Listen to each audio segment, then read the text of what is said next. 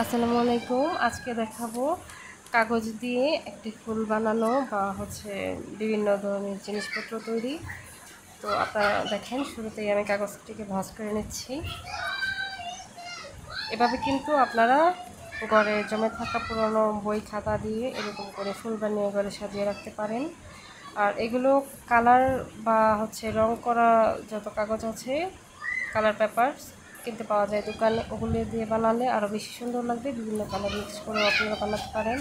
তো আজকে আমি আপনাদেরকে এভাবেই দেখাচ্ছি, কারণ আমার পুরাতন কিছু বই ছিল, সেই বইগুলো দিয়ে বানাবো।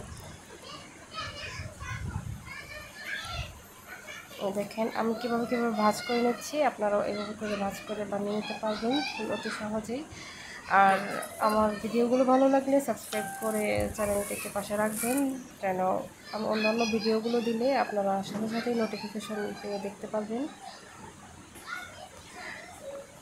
চ্যানেলটি আমার নতুন ওপেন করা, তার জন্য আসলে বয়স দিতে একটু সমস্যাই হচ্ছিল। আপনারা আশা করি পাশে থাকবেন।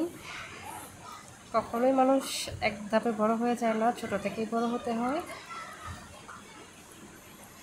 দেখেন ফুলগুলো এখন জোড়া দেওয়ার পালা। ওরকম করে আরও ছোট ছোট করে বানিয়ে নিয়েছি, আর এখন শুধু জোড়া দিয়ে বড় একটি নকশা তৈরি করব।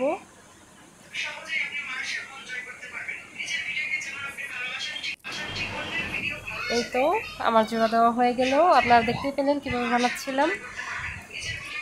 ভিডিওটি কেমন লেগেছে অবশ্যই কমেন্ট করে জানাতে ভুলবেন না। এইভাবে একটি ফুলের টব বানানো যাবে, অথবা আপনি ছোটোখাটো ঝুড়ি এরকম টাইপের করে নকশা জিনিস তৈরি করতে পারবেন। আজকে এ পর্যন্তই দেখালাম। এটা ফাইনাল টুকু, যতটুকু আমি করলাম। ধন্যবাদ ভিডিওটি দেখার জন্য।